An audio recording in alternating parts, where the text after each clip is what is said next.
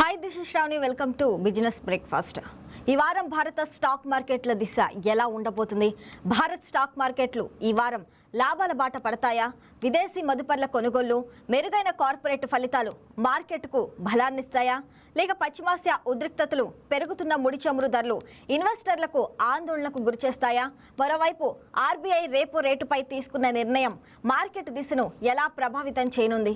అసలు ఈ వారం ఏ రంగాల్లో పెట్టుబడులు లాభదాయకంగా ఉండే అవకాశం ఉంది? ఇక ఈ అంశాలపై చర్చించేందుకు మార్కెట్ నిపుణులు నరసింగరావు గారు ఉన్నారు. సార్తో మాట్లాడదాం. సార్ నమస్తే. Sir good morning YKT viewers. Sir, మరి ఈ వారం భారత స్టాక్ మార్కెట్లు అసలు లాభాల బాటలో కొనసాగే అవకాశాలు ఉన్నాయంటారా? సో మనకి ఇప్పుడు వస్తున్నటువంటి global and domestic news flows ప్రకారం చూసుకుంటే కనుక లాస్ట్ వీక్ ఉన్నటువంటి బుల్ ట్రెండ్ ఏదైతే ఉందో అది కంటిన్యూ అయ్యే అవకాశం అయితే మనకు కనబడుతుంది. And up side range breakout ఏదైతే ఉందో అది వచ్చేటువంటి అవకాశం కూడా మనకు కనబడుతుంది. సో దీనికి మేజర్గా మల్టిపుల్ రీజన్స్ చెప్పుకోవచ్చు. ఒకటి ఏంటంటే జనరల్గా ఆర్బీఐ వాళ్ళు ఎప్పుడైనా సరే వీక్ డేస్లోనే డేటా రిలీజ్ చేస్తారు. అలాంటిది శనివారం నాడు వచ్చి మనకి ఎఫ్సిఎన్ఆర్బి ద్వారా మల్టిపుల్ అంటే చాలా ఎక్కువ ఇన్ఫ్లోస్ వచ్చాయని చెప్పేసి అని చెప్పడం కూడా మనకి ఒక శుభ పరిణామం అని చెప్పేసి అని చెప్పుకోవచ్చు. రెండోది వచ్చేటప్పటికైతే కనుక క్రూడ్ ఆయిల్ తాలూకా ప్రైజెస్ సివియర్గా క్రాష్ అవ్వడం అనేటువంటిది కూడా చూసాం. అది రెండో పాయింట్ కింద చెప్పుకోవచ్చు. మూడో పాయింట్ కింద చెప్పుకోవాల్సి వచ్చినప్పుడైతే కనుక ఎఫ్ఐఎస్ ఎవరైతే ఉన్నారో గత 6 నెలలుగా సెల్లర్స్ కింద ఉన్నటువంటి వాళ్ళు ఇవాళ అంటే గత కొన్ని రోజులుగా చూసుకుంటే కనుక బయర్స్ కింద మారడం జరిగింది. సో ఇక్కడ ఈ ఉన్నటువంటి పారామీటర్స్ మాత్రమే కాకుండా క్వార్టర్లీ రిజల్ట్స్ ఏవైతే ఉన్నాయో సో క్వార్టర్లీ రిజల్ట్స్లో కూడా కాస్త గ్రోత్ అనేటువంటిది కంపెనీస్ తాలూకా రిజల్ట్స్లో మనకు కనబడుతున్నది. కాబట్టి 4వ మేజర్ పాయింట్ కింద చెప్పుకోవచ్చు. అండ్ 5వ మేజర్ పాయింట్ కింద వచ్చేటప్పుడు అయితే కనుక ఆర్బీఐ తాలూకా క్రూషియల్ మీటింగ్ అనేటువంటిది మానిటరీ పాలసీ మీటింగ్ ఏదైతే చెప్తున్నామో సో దాంట్లో వడ్డీ రేట్లను పెంచకుండా ఉంచేటువంటి అవకాశం ఉంది అని చెప్పేసి అని మార్కెట్ వర్గాలన్నీ అంచనా వేస్తున్నాయి. కాబట్టి సో ఈ సానుకూల పరిణామాలతో చూసుకుంటే కనుక నిఫ్టీలో అయితే కనుక ర్యాలీ కనబడేటువంటి అవకాశం ఉంది. అయితే అక్కడ మనం చూడాల్సింది ఏంటి అంటే 24,200 అండ్ 24,150 అనేటువంటి సపోర్ట్ లెవెల్స్ కింద మనం చూసుకోవాలి. సార్, జూలైలో ఎఫ్పిఐలు 20,200 కోట్ల కొనుగోలు చేయటం మరి మార్కెట్కి అసలు ఎంత పెద్ద బూస్ట్ ఇవ్వనుంది? సో అదే అంటే గత 6 నెలలుగా సెల్లర్స్ కింద ఉన్నటువంటి వాళ్ళు ఒక్కసారిగా మళ్ళీ బయర్స్ కింద మారడం అంటే కనుక and at the same time last week ఇంకొక డేటా పాయింట్ కూడా చూసాము.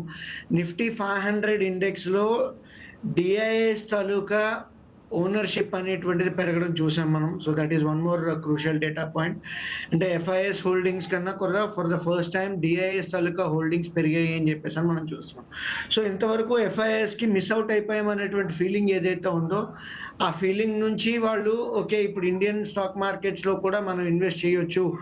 And at the same time RBI తీసుకుంటున్నటువంటి మెజర్స్ వల్ల రూపీలో స్ట్రెంగ్త్ అనేటువంటిది కనబడుతున్నది. కాబట్టి సో ఈ స్ట్రెంగ్త్ను అనుగుణంగా మనం ఇండియాలో ఆపర్చునిటీ మిస్ అవుతామేమో అనేటువంటిది ఫియర్ ఆఫ్ మిస్సింగ్ అవుట్ అనేటువంటిది ఎఫ్ఐఎస్లో స్టార్ట్ అయినట్టుగా మనకు కనబడుతున్నది. ఒకవేళ అదే ట్రెండ్ కంటిన్యూ అయితే కనుక మనకు ఒక ట్రెండింగ్ మూవ్ అనేటువంటిది ఆల్మోస్ట్ ఒక 1000 పాయింట్స్ ట్రెండింగ్ మూవ్ అనేటువంటిది వచ్చేటువంటి అవకాశం అయితే మనకు కనబడుతుంది.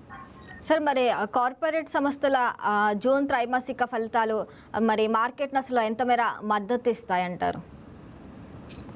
ఒకటి సెక్టోరల్గా మనం చూసుకునేటప్పుడు అయితే కనుక సెలెక్ట్ పాకెట్స్ అనేటువంటివి బ్లాక్ బస్టర్ రిజల్ట్స్ అనేటువంటివి అనౌన్స్ చేయకపోయినా సరే ఓకే యాజ్ పర్ ఎక్స్పెక్టేషన్స్ అనేటువంటివి కొన్ని మీట్ అవుతున్నాయి. కాబట్టి ఆ ఎక్స్పెక్టేషన్స్ పరంగా మార్కెట్స్లో ఆ స్టాక్స్లో అనేటువంటిది బయింగ్ అనేటువంటిది మనం చూస్తున్నాము. సో డిసప్పాయింట్మెంట్ అనేటువంటిది లేకపోయినా సరే మరి at the same time strong results కాకపోయినా ఓకే ఇన్లైన్ ఎక్స్పెక్టేషన్స్లో ఉన్నాయి. కాబట్టి no negative news is a good news అనేటువంటి పద్ధతుల్లో మనం చెప్పుకోవచ్చు అని చెప్పేసి అని చూస్తున్నాం.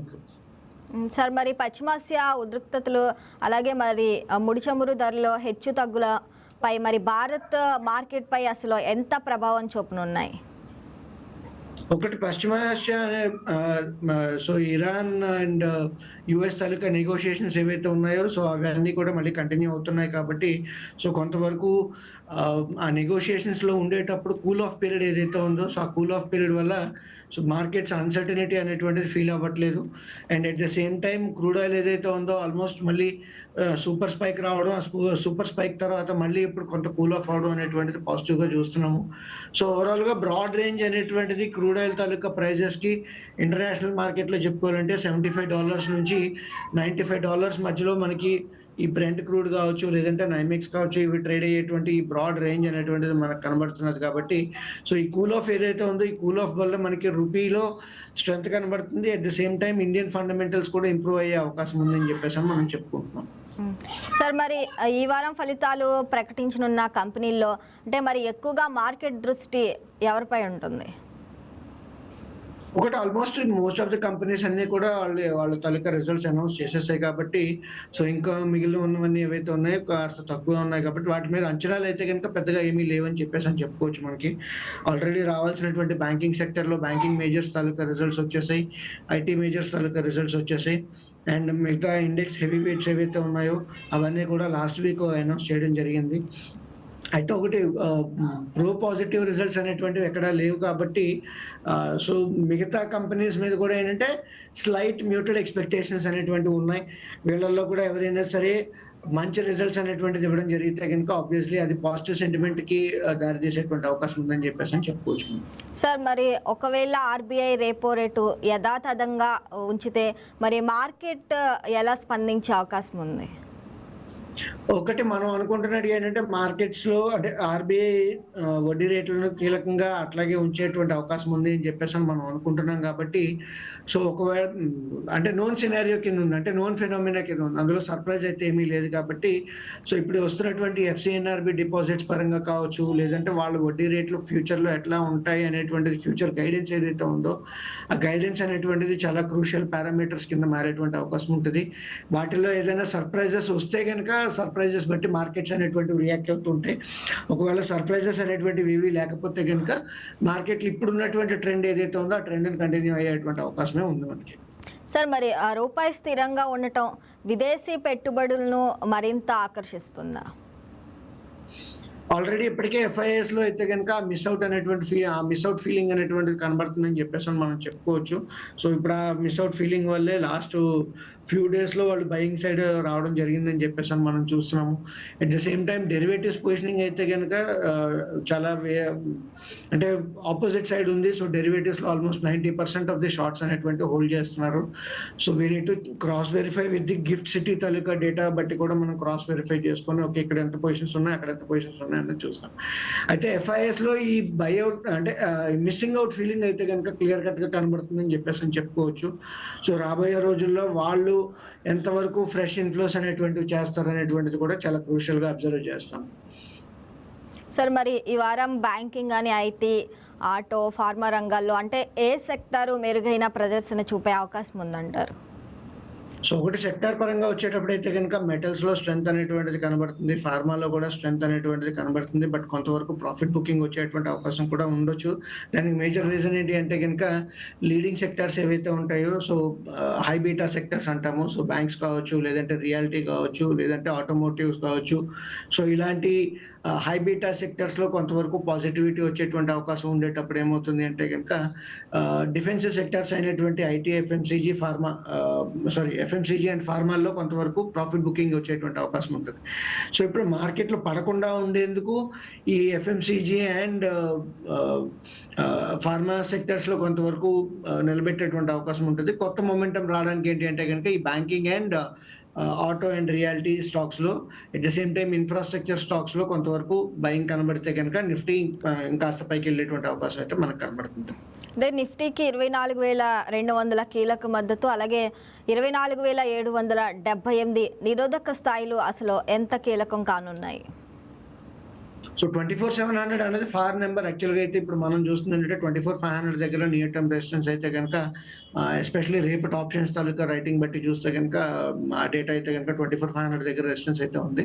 అయితే ఇవాళ కొంత గ్యాప్ అప్ అనేటువంటిది మనం చూస్తున్నాం. గిఫ్ట్ నిఫ్టీ అయితే గనక ఆల్మోస్ట్ 150 పాయింట్స్ గ్యాప్ అప్ అయితే చూపిస్తున్నది కాబట్టి సో సరాసరి గ్యాప్ అప్ రేంజ్ ఏదైతే ఉందో రెసిస్టెన్స్ దగ్గర ఓపెన్ అవుతున్నది కాబట్టి సో ఆ రెసిస్టెన్స్ తర్వాత ఫాలో ఆన్ బయింగ్ ఎట్లా వస్తుంది అనేటువంటిది మనం క్రూషియల్‌గా చూడడం జరుగుతూ ఉంటది. అండ్ ఇవాల్టి గ్యాప్ తర్వాత ఏదైతే ఉంటదో సో ఫ్రైడే క్లోజింగ్ ఏదైతే ఉందో సో 24,300, 24,350 లెవెల్స్ మధ్యలో సపోర్ట్ ఏదైతే ఉంటుందో సో అది క్రూషియల్‌గా యాక్ట్ చేసేటువంటి అవకాశం ఉంటుంది. ఓవరాల్‌గా అయితే గనుక ట్రెండింగ్ మూవ్ అనేటువంటిది ఇప్పుడు మనకు కనబడుతున్నదని చెప్పేసి చెప్పుకోవచ్చు. So last week bear trap అనేటువంటిది జరిగింది కాబట్టి ఒకవేళ ఈ ట్రెండింగ్ మూవ్ అనేటువంటిది స్టార్ట్ అయితే క్లియర్ కట్‌గా 500-700 పాయింట్స్ ర్యాలీ అనేటువంటిది మనకు వచ్చే అవకాశం అయితే ఉంది. సో ఇప్పుడు మీరు ఇందాక 24,700 రెసిస్టెన్స్ లెవెల్స్ ఏవైతే ఉన్నాయో మేబీ ఆర్బీఐ నుంచి కొంతవరకు పాజిటివ్ ఇన్‌ఫ్లోస్ వస్తే పాజిటివ్ కమెంటరీ అనేటువంటిది వస్తే గనక 24,700 will just be a number, no more resistance అని చెప్పుకోవచ్చు. సార్ మరి ప్రస్తుత పరిస్థితుల్లో స్వల్పకాలిక ట్రేడర్లు అలాగే మరి దీర్ఘకాలిక ఇన్వెస్టర్లస్లో ఎలాంటి వ్యూహంతో ముందుకెళ్లాలంటారు? సో ఇన్వెస్టర్స్ గురించి ఆల్రెడీ మనం ఇంతకుముందు మాట్లాడుకున్నట్టుగా ఎస్ఐపీస్ ఏవైతే ఉన్నాయో ఎస్ఐపీస్‌ని స్టాప్ చేయకూడదని చెప్పుకున్నాం. ఏ రోజైనా సరే నిఫ్టీ ఒక 300-400 పాయింట్స్ కైండ్ ఆఫ్ కరెక్షన్స్ వస్తే గనుక ఆ రోజు లంప్ సమ్ యాడ్ చేసుకోవచ్చు అనేటువంటి పద్ధతుల్లో కూడా మనం చెప్పుకోవడం జరిగింది. సో ఒకవేళ అదే గనక వాళ్ళు పాటించుంటే గనక they would have been in green at least for now. అంటే ఈ లాస్ట్ 1.5 ఇయర్ తాలూకా నిఫ్టీ రిటర్న్స్ చూసుకుంటే మార్కెట్‌లో పెద్దగా రిటర్న్స్ రాకపోయినా సరే ఇప్పుడు ఏవైతే చూస్తున్నామో మనకి ఈ ట్రెండింగ్ మూవ్ అనేటువంటిది స్టార్ట్ అవుతున్నది కాబట్టి ఈ ట్రెండింగ్ మూవ్‌లో వాళ్ళు మనీ చేసుకునేటువంటి అవకాశం ఉంటుంది. అదే లాంగ్ టర్మ్ ఇన్వెస్టర్స్ పరంగా చూసుకునేటప్పుడైతే గనక వాళ్ళ తాలూకా అసెట్ అలొకేషన్ కాస్త ఈక్విటీ సైడ్ మార్చుకోవచ్చు. At the same time debt or bond side ఏదైతే ఫిక్స్డ్ ఇన్కమ్ సైడ్ ఏదైతే ఉంటుందో సో ఆ ఫిక్స్డ్ ఇన్కమ్ వైపు కూడా కొంత అలొకేషన్ అనేటువంటిది కంటిన్యూ చేసుకోవాల్సినటువంటి అవసరం. అండ్ అదే షార్ట్ టర్మ్ ట్రేడర్స్ కోసం వచ్చేటప్పుడైతే గనక సో డే ట్రేడింగ్ చేసేవాళ్ళు కావచ్చు, లేకపోతే స్వింగ్ ట్రేడింగ్ చేసేవాళ్ళు కావచ్చు. సో డే ట్రేడింగ్ చేసేవాళ్ళు అయితే గనక క్లియర్ కట్ స్టాప్ లాసెస్ ఏవైతే ఉన్నాయో ఎవ్రీ 50-60 పాయింట్స్‌కి డిప్స్ ఏమైనా వస్తే గనక డిప్స్‌లో బై ఆన్ డిప్స్ స్ట్రాటజీ అనేటువంటిది పెట్టుకోవాల్సినటువంటి అవసరం ఉంటది. So by in momentum, average in dips అని చెప్పేసి మనం చెప్తూ ఉంటాం. That can be the strategy for intraday traders. అదే స్వింగ్ ట్రేడర్స్‌కి వచ్చేటప్పుడైతే గనక 24,200 బ్రేక్ అవ్వనంత వరకు కూడా లాంగ్ సైడ్ మార్కెట్స్‌లో ఉండాల్సినటువంటి అవసరం ఉంటది. సో వాళ్ళు పాజిటివ్ మొమెంటమ్ అనేటువంటిది కంటిన్యూ చేయడం కోసం అయితే గనక లాంగ్ సైడ్ ఉంటూ 24,200 స్టాప్ లాస్‌ని పెట్టుకుంటూ టువర్డ్స్ ఎ టార్గెట్ ఆఫ్ 24,800, 24,900 వైపు టార్గెట్ అయితే చూసుకోవచ్చు. సార్ మరి డాలర్తో పోలిస్తే రూపాయి కదలికలు మార్కెట్పై అసలు ఎంత ప్రభావం చూపే అవకాశం ఉందంటారు? సో ఇప్పుడు ఉన్నటువంటి పరిస్థితుల ప్రకారం రూపీ అయితే గనుక చాలా స్టేబుల్‌గా ఉంది అని చెప్పేసని ఇన్‌ఫాక్ట్ ఆర్‌బీఐ తీసుకున్నటువంటి నిర్ణయాలు కూడా కొంతవరకు స్టేబుల్ ఇండికేషన్స్ అయితే గనుక ఎఫ్ఐఎస్ కూడా ఇవ్వడం జరుగుతున్నది. సో ఎప్పుడైతే మన తాలూకా కరెన్సీ స్టేబుల్‌గా ఉందో సో వాళ్ళకి ఏదైతే ఆ మిస్ అవుట్ ఫీలింగ్ అనేటువంటిది క్లియర్ కట్‌గా కనబడుతున్నది అని చెప్పేసి మనం చెప్పుకోవచ్చు కాబట్టి సో ఆ పాజిటివ్ మొమెంటమ్ అనేటువంటిది ప్రస్తుతానికి స్ట్రెంగ్త్ అనేటువంటిది కనబడుతుంది కాబట్టి పాజిటివ్ మొమెంటమ్ వచ్చే అవకాశం ఉంటుంది.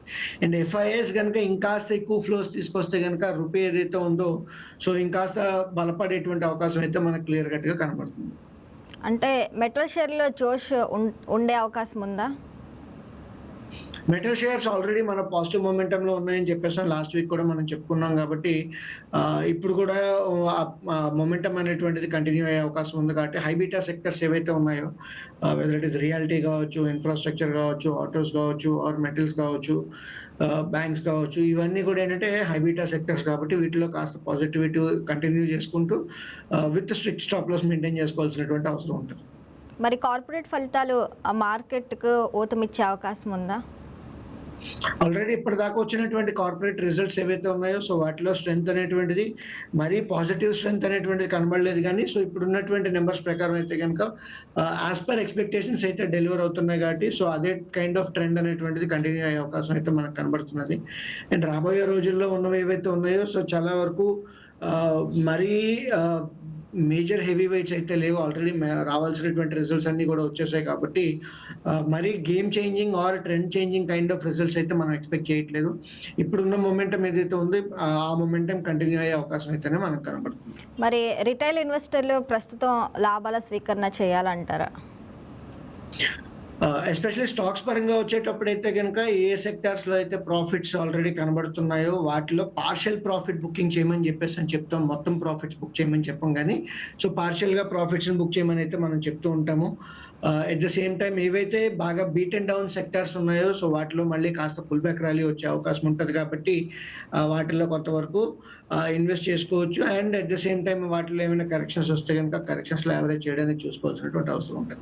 అయితే ఇక్కడ ఏంటంటే ట్రేడ్ మేనేజ్‌మెంట్, మనీ మేనేజ్‌మెంట్ చాలా క్రూషియల్ అయ్యేటువంటి అవకాశం ఉంటాయి కాబట్టి, సో ఈ రెండిటిని వాళ్ళు మేనేజ్ చేసుకోగలిగితే గనుక డెఫినెట్‌లీ మనీ మేకింగ్ పాసిబిలిటీస్ అయితే ఉన్నాయని చెప్పేసని చెప్పుకోవచ్చు మనం. సార్, మరి ఈ వారం ఫలితాలు ప్రకటించనున్న కంపెనీల్లో మార్కెట్ దృష్టి ఎక్కువగా ఐటీయా లేకపోతే ఫార్మా రంగాల ఏయి ముందంజలో ఉండే అవకాశం ఉంది? సో ఫార్మా సెక్టర్‌లో వస్తున్నటువంటి రిజల్ట్స్ కొంతవరకు పాజిటివిటీ అనేటువంటిది మనం చూస్తున్నాం కాబట్టి, సో మేజర్‌గా ఫార్మా వైపే ఫోకస్ అనేటువంటిది పెట్టాల్సినటువంటి అవసరం ఉంటది. ఫార్మా స్టాక్స్‌లో వచ్చేటువంటి బయింగ్ అనేటువంటిది సిగ్నిఫికెంట్‌గా చూసుకుంటే గనుక ఆ మొమెంటమ్ అనేటువంటిది కంటిన్యూ అయినా కూడా, అంటే ఇంట్రాడేలో డిప్స్ అయితే వచ్చేటువంటి అవకాశం ఉంది. ద రీజన్ ఏంటి అంటే ఆల్రెడీ అవి కొంతవరకు ర్యాలీస్ ఎక్స్టెండ్ అయ్యాయి. But at the same time momentum అయితే ఫిజిల్ అవుట్ కాలేదు కాబట్టి ఆ ర్యాలీ కంటిన్యూ అయ్యే అవకాశం ఉంటది. సో కాస్త కన్సాలిడేట్ అవ్వడం, కన్సాలిడేట్ అయిన తర్వాత మళ్ళీ ర్యాలీ రావడం, ర్యాలీ తర్వాత మళ్ళీ కాస్త ప్రాఫిట్ బుకింగ్, తర్వాత మళ్ళీ ర్యాలీ రావడం అనేటువంటి కైండ్ ఆఫ్ ట్రెండింగ్ నేచర్ అనేటువంటిది మనం చూస్తూ ఉంటాం కాబట్టి, సో ఈ డిప్స్ వచ్చేటప్పుడు ఏంటంటే డిప్స్‌లో యావరేజ్ చేసుకోవడానికి కూడా రెడీగా ఉంటే గనుక they will be able to make more money అని చెప్పేసని చెప్పొచ్చు మనం. మరి డిఫెన్స్, రైల్వే, క్యాపిటల్ గూడ్స్ షేర్లలో ఇంకా పెట్టుబడి అవకాశాలు కనిపిస్తున్నాయంటారా? సో ఇన్ఫ్రాస్ట్రక్చర్ అనేటువంటిది one of the strongest sector కింద మనం చెప్పుకుంటున్నాం కాబట్టి, ఆ సెక్టర్‌లో ఇంకా కంటిన్యూ అయితే మొమెంటమ్ అయితే కంటిన్యూ అవుతున్నది కాబట్టి ఆ మొమెంటమ్‌ని హోల్డ్ ఆన్ చేయొచ్చు అనేటువంటిది మనం చెప్తున్నాం మనం. అండ్ హై బీటా స్టాక్స్ ఏవైతే ఉన్నాయో హై బీటా స్టాక్స్‌లో కూడా ఈ ర్యాలీ అనేటువంటిది కంటిన్యూ అయ్యే అవకాశం అయితే మనకు కనబడుతుంది. అండ్ ఇంకొక మేజర్ పాయింట్ ఏదైతే ఉందో, సో జీఎస్టీ తాలూకా రీడింగ్స్ ఏవైతే ఉన్నాయో, ఎస్పెషల్లీ జూన్ తాలూకా ట్యాక్స్ కలెక్షన్స్ ఏవైతే ఉన్నాయో, so almost all time highs almost 2 lakh crore పైన కలెక్షన్స్ రావడం చూసాం కాబట్టి, సో ఇవన్నీ కూడా పాజిటివ్ పారామీటర్స్ ఉన్నాయని చెప్పేసి మనం చెప్పుకోవచ్చు. సార్, మరి వాల్యుయేషన్లు ఇప్పటికే ఎక్కువగా ఉన్నాయనే అభిప్రాయాలు కూడా ఒకవైపు వినిపిస్తున్నాయి. మరి ఈ స్థాయిలో కొత్తగా పెట్టుబడి పెట్టడం కరెక్టే అంటారా? సో దీన్ని 2 రకాలుగా ఆన్సర్ చేయొచ్చు. ఒకటి ఫండమెంటల్ పాయింట్ ఆఫ్ వ్యూలో చూసుకునేటప్పుడు ఒకటి, అండ్ రెండోది టెక్నికల్ పాయింట్ ఆఫ్ వ్యూలో చూసుకునేటప్పుడు రెండోది ఒకటి. ఇప్పుడు టెక్నికల్ పరంగా మనం మాట్లాడుకోవాల్సి వచ్చినప్పుడైతే కనుక రూపీ తాలూకా స్ట్రెంగ్త్ కావచ్చు, at the same time FIs తాలూకాకు ఫ్రెష్ ఇన్ఫ్లోస్ ఏవైతే ఉన్నాయో వాటి తాలూకా ఇంపాక్ట్ కావచ్చు. మూడోది ఏంటంటే ఆల్మోస్ట్ 1 month ఆఫ్ కన్సాలిడేషన్ అనేటువంటిది మనం చూసాము. సో అందులో ట్రెండింగ్ నేచర్ అనేటువంటిది లేదు. సో ఆ ట్రెండింగ్ నేచర్ అయితే రేంజ్ కాంట్రాక్షన్ నుంచి రేంజ్ ఎక్స్పాన్షన్ అనేటువంటి పారామీటర్స్ ఏవైతే ఉన్నాయో, సో ఈ 3 టెక్నికల్ పారామీటర్స్ని మనం దృష్టిలో పెట్టుకుంటే కనుక ఆబ్వియస్లీ మార్కెట్లో అప్సైడ్ మొమెంటమ్ కంటిన్యూ అయ్యే అవకాశం అయితే మనకు కనబడుతుంది. At the same time fundamental parameters పరంగా మనం చెప్పుకోవాల్సి వచ్చినప్పుడైతే కనుక అండర్లయింగ్ డొమెస్టిక్ పారామీటర్స్ అయినటువంటి మాన్సూన్ పరంగా కావచ్చు, లేదంటే రూపీ తాలూకా స్ట్రెంగ్త్ కావచ్చు, at the same time GST collections కావచ్చు, ఇవన్నీ ఏవైతే ఉన్నాయో, సో అండర్లయింగ్ పారామీటర్స్ అనేటువంటివి ఫండమెంటల్ పారామీటర్స్ కూడా కాస్త స్ట్రెంగ్త్ అనేటువంటిది కనబడుతుంది కాబట్టి, మరీ నెగిటివిటీ ఉంటే కనుక అప్పుడు వాల్యుయేషన్స్ మీద మనం కన్సర్న్ తీసుకోవాల్సినటువంటి అవసరం ఉంది. బట్ ఇప్పుడు అంత నెగిటివ్ సిచ్యువేషన్స్ అయితే కనుక మార్కెట్స్లో ఎక్కడ కనబడట్లేదు. అండ్ ఇన్ఫ్యాక్ట్ గ్లోబల్ ఈవెంట్స్ ఏవైతే ఉన్నాయో కూడా అవి కూడా కాస్త సైలెంట్గా ఉన్నాయి కాబట్టి, అందులో ఏమైనా ట్రెండ్స్ మారితే కనుక అప్పుడు then we might think okay ఇందులో ఛాలెంజెస్ వచ్చే అవకాశం ఉంది అని చెప్పేసి. సో ఇప్పుడు ఉన్నటువంటి సిచ్యువేషన్లో అయితే కనుక వాల్యుయేషన్స్ పరంగా కన్సర్న్స్ తీసుకోవాల్సినటువంటి అవసరం అయితే పెద్దగా లేదు. ఎందుకంటే అబవ్ యావరేజ్ వాల్యుయేషన్స్ దగ్గర ట్రేడ్ అవుతున్నాం కాబట్టి, ఇక్కడ ఉన్నటువంటి టెక్నికల్ పారామీటర్స్ ఏవైతే ఉన్నాయో, సో టెక్నికల్ పారామీటర్స్ ఓవర్కమ్ చేసేటువంటి అవకాశం అయితే క్లియర్ కట్గా మనకు కనబడుతుంది. అంటే మరి మార్కెట్లో అసలు ప్రస్తుతం కనిపిస్తున్న ప్రధాన రిస్క్ ఏంటి అసలు? ప్రధాన రిస్క్ సో ప్రధాన రిస్క్ వచ్చేటప్పుడు ఆర్బీఐ తాలూకా గైడెన్స్లో ఏదైనా సరే వేరియేషన్ ఉన్నా కూడా అది చాలా ఇంపాక్ట్ ఇచ్చేటువంటి అవకాశం ఉంటుంది. అంటే ఆర్బీఐ కాషియస్, మరీ హెవీ కాషియస్ మూవ్ అనేటువంటిది తీసుకుంటే that can send wrong signals to the market. So that is one of the major parameter which will be looking up. రెండోది వచ్చేటప్పుడు అయితే కనుక మిడిల్ ఈస్ట్ తాలూకా టెన్షన్స్ ఏవైతే ఉన్నాయో అవి ఇంకా అట్లాగే కంటిన్యూ అవుతున్నాయి కాబట్టి, వాటిలో మళ్ళీ ఏమైనా సడన్ స్పర్ట్ వస్తే కనుక సప్లై షాక్స్ వచ్చేటువంటి అవకాశం అయితే మనకు కనబడుతూ ఉంటుంది. అండ్ మళ్ళీ ఎఫ్ఐఎస్ తాలూకా ఫ్లోస్ ఏవైతే ఉన్నాయో, సో వాళ్ళు మళ్ళీ ఏమైనా సరే రివర్స్ డైరెక్షన్ తీసుకొని మళ్ళీ సెల్లర్ సైడ్ మారితే కనుక అది కూడా ఇంపాక్ట్ వచ్చేటువంటి అవకాశం అయితే మనకు కనబడుతుంది. అండ్ ఇంకొక పాజిటివ్ పాయింట్ ఏంటి అంటే కనుక యూఎస్ ఎఫ్ఓఎంసీ తాలూకా చైర్మన్ ఎవరైతే ఉన్నారో వాళ్ళు కూడా ఇప్పుడు ఉన్నటువంటి 8 సార్లు మీటింగ్ని 4 సార్లు 6 సార్లు చేద్దామని చెప్పేసి సంవత్సరానికి 8 సార్లు నుంచి 6 సార్లు కానీ 4 సార్లు కానీ మీటింగ్ పెట్టాలి అని చెప్పేసి ఏదైతే వాళ్ళు ఆలోచిస్తున్నారో, ఒకవేళ అది కనుక జరిగితే కనుక అన్సర్టనిటీ అనేటువంటిది కాస్త తగ్గుతూ ఉంటుంది. అంటే ప్రతి నెల 15 రోజులకు ఉన్నటువంటి కన్సర్న్స్ ఏవైతే ఉంటాయో సో అవి కొంతవరకు సైడ్ అయ్యేటువంటి అవకాశం ఉంటుంది. కాబట్టి ఫ్లోస్ అనేటువంటిది developed markets versus emerging markets అనేటువంటివి ఏవైతే ఉంటాయో అవి కాస్త స్మూతన్ అయ్యేటువంటి అవకాశం అయితే మనకు కనబడుతుంది. కాబట్టి ఈ పాజిటివ్ పారామీటర్స్తో పాటు రిస్క్లు ఇప్పుడు మనం చెప్పినటువంటి పారామీటర్స్ని కూడా ఎప్పటికప్పుడు గుర్తుంచుకోవాల్సినటువంటి అవసరం ట్రేడర్స్కి ఉంటుంది. సార్ మరి బ్యాంకు నిఫ్టీ ఎలా ఉండొచ్చు అంటారు? సో బ్యాంక్స్ ఇప్పుడు ప్రస్తుతానికి ఏంటంటే కాస్త స్ట్రెంత్ అనేటువంటిది మనం చూస్తున్నాం. ఎస్పెషల్లీ పిఎస్యూ బ్యాంక్స్ లో కాస్త స్ట్రెంత్ అనేటువంటిది చూస్తున్నాము. ప్రైవేట్ బ్యాంక్స్ లో బాటమింగ్ అవుట్ ప్యాటర్న్స్ అనేటువంటివి మనం చూస్తున్నాం. కాబట్టి సో ఇక్కడ ఉన్నటువంటి సిచ్యువేషన్ నుంచి పెరిగేటువంటి అవకాశం మనకు కనబడుతుంది. కాబట్టి సో ఒక 2000 పాయింట్స్ స్టాప్ లాస్ పెట్టుకొని they can try to look out for a target of 3000 point rally. అంటే కొత్తగా పెట్టుబడులు పెట్టుకోవచ్చు అంటారా?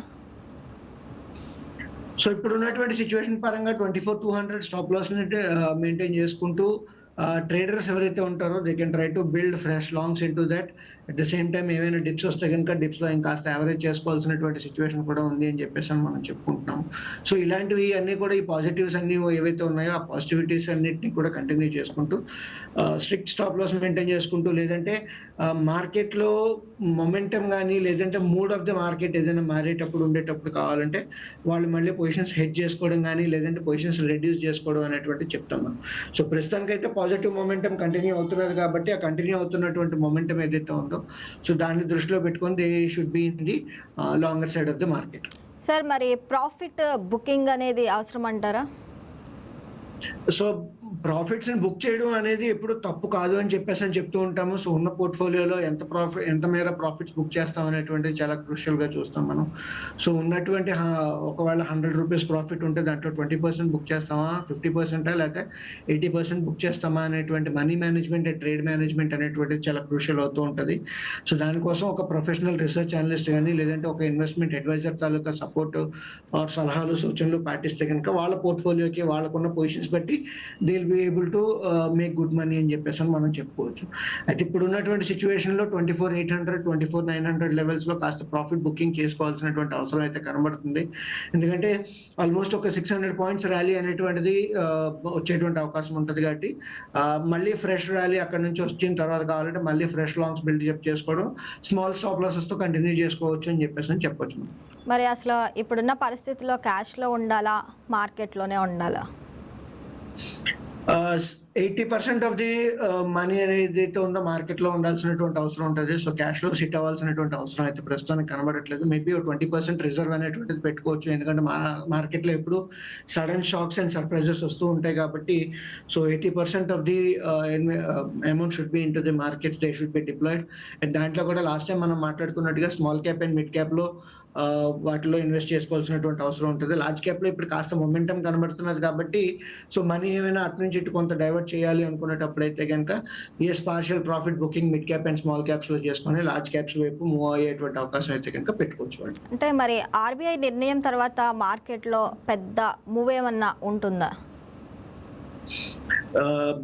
నిజంగా ఆర్బీఐ గవర్నర్ తాలూకా మధ్యలో ఏముందో నాకు తెలిస్తే కనుక మరీ బెటర్గా ఉండే అవకాశం ఏదో ఉందేమో. కానీ సో ప్రస్తుతానికి ఉన్నటువంటి ఎక్స్పెక్టేషన్స్ పరంగా చూసుకుంటే కనుక it will be like a status co kind of policy అని చెప్పేసి మనం చూస్తున్నాము.